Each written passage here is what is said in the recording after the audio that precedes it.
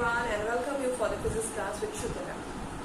So, I was discussing the chapter Work, Energy and Power.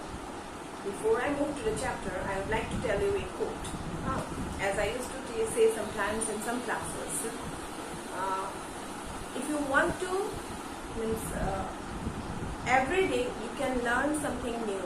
Every day you can learn something new if you listen carefully. So this is my quote for today's class. My quote for today's class is, every day you can learn something new if you listen carefully. Okay, so I hope all of you listen to me carefully so that you can learn each and everything whatever I will speak to you for today's class. I will not take so much time, but just have a quick recap of whatever we have learned in the last class. So we are discussing the chapter Work, Energy and Power. And that particular chapter we have already learned till last class, I hope, work energy theorem. Work energy theorem is my last topic that I have discussed with you. So work energy, I am writing theorem. According to this particular theorem, we say that we have already derived, you told me the steps I have derived, W is equals to half of mv square minus half of mv square, where half of mv square is the final kinetic energy, this is my initial kinetic energy. So what I have said that the work done is equal to change in kinetic energy. So this one was my last topic. So now I would like to do equation with it. I will just give you the what I can say. I used to do the questions with a rough diagram. Yes. So with the diagram, I will give you the question. Question will be sent to you. Try to solve that. There is a mud ball. This is a mud ball, and I'm not going to do the till the calculation part. And a bullet is fired. This wall, suppose I say that the length is 2, or I can say the thickness is 1 meter. What did I say? It is 1 meter. And a bullet strikes here. When a bullet strikes, it has a speed of 800 meters per second. When it comes out of it, the speed decreases to 100 meters per second. Okay. The mass of the bullet is 10 grams. You have to calculate the resistive force.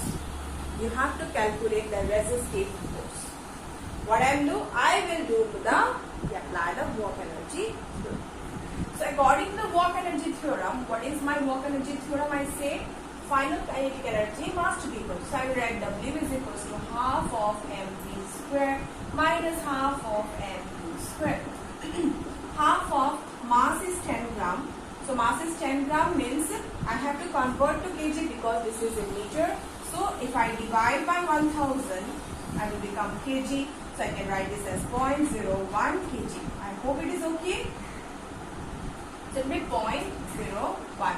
Can I take square bracket because half of n is common in both. V square, final velocity is 100, so it will be 100 square. Minus initial is 800, so 800 square will be there. So I will get the value from here, the work done. Now we have studied the work also concept. What is work? Work is nothing but W is equals to force into distance. So I can write this as half of into 0.01 into 100 square minus 800 square. So from here, if I calculate the F, because S is 1 meter, I can directly calculate this value. I will get the resistive force.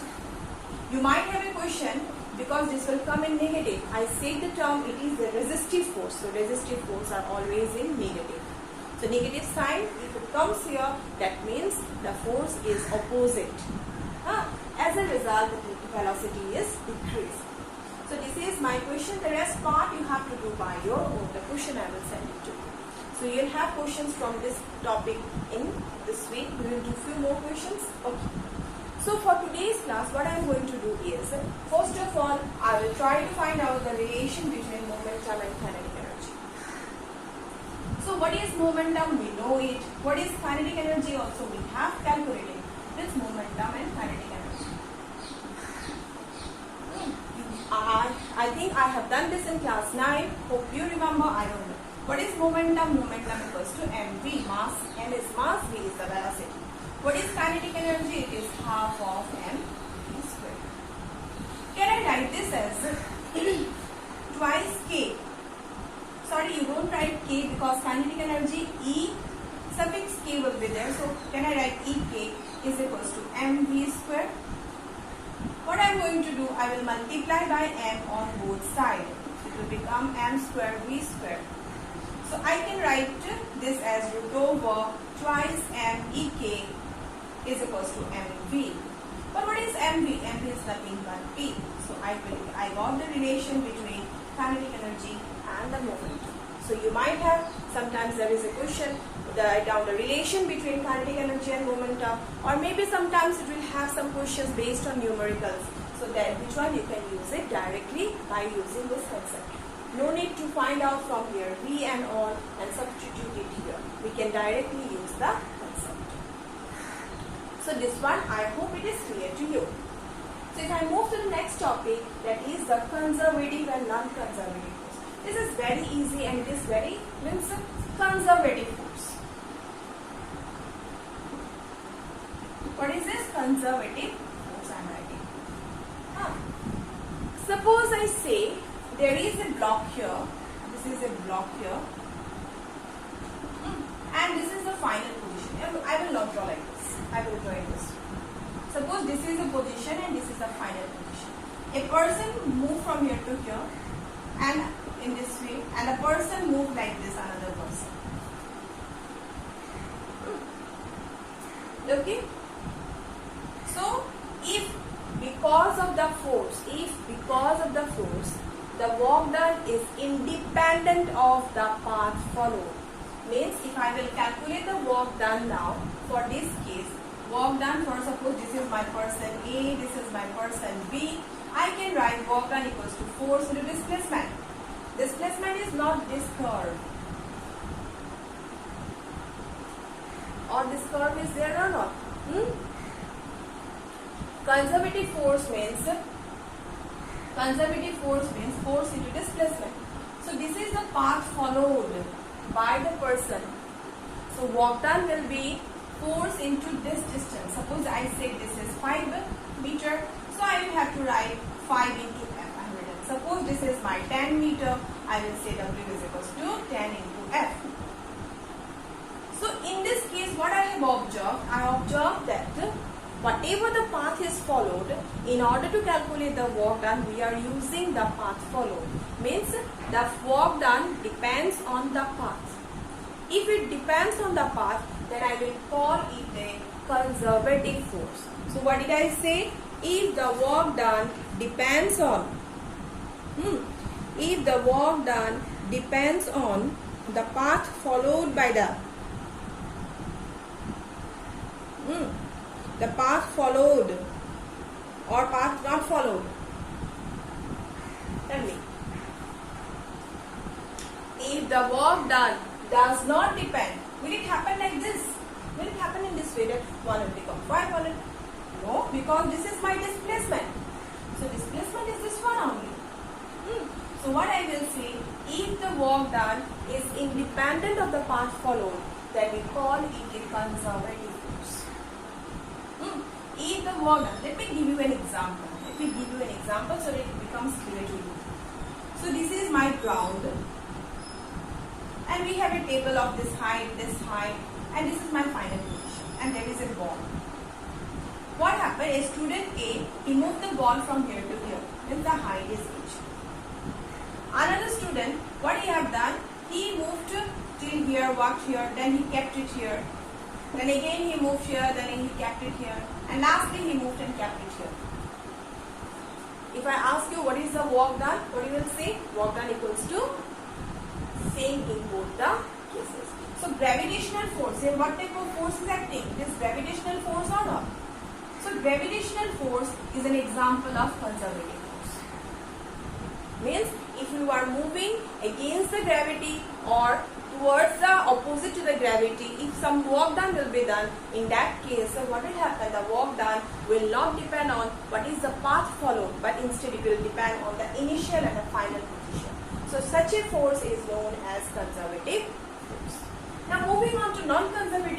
non-conservative force means is it depends on the path followed. Non-conservative force depends on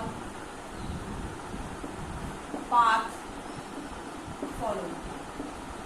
Means what is the path followed? It not only depends, it will not depend on the initial and the final condition, but it will depend on what? It will depend on the path in which it is moving.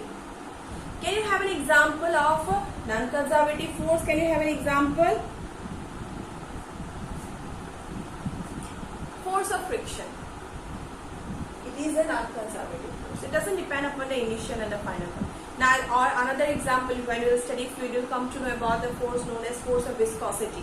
That is also a what? Non-conservative force. So, conservative force means it is path dependent or path independent. Path independent. And if I say non-conservative force, then it is path dependent. And conservative force, if I say, it depends on the initial and the final condition. And here it depends on the path it is following. Means if it is moving in this way and reaching there, so it will depend on, it is depending on the path. Because you see, if I talk about the frictional force, what happened? Frictional force. If the path is not good, if the path is too rough and all these things, what happens? The frictional force changes. So depending upon that, we can say a conservative force and a non-conservative force. If you have any doubt, you can ask me during the live class of this. And my next topic is the potential energy.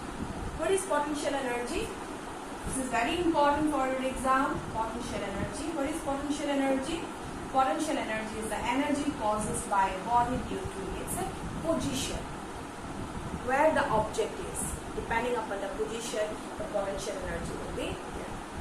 But you people will tell me, ma'am, potential energy will be equals to mgh.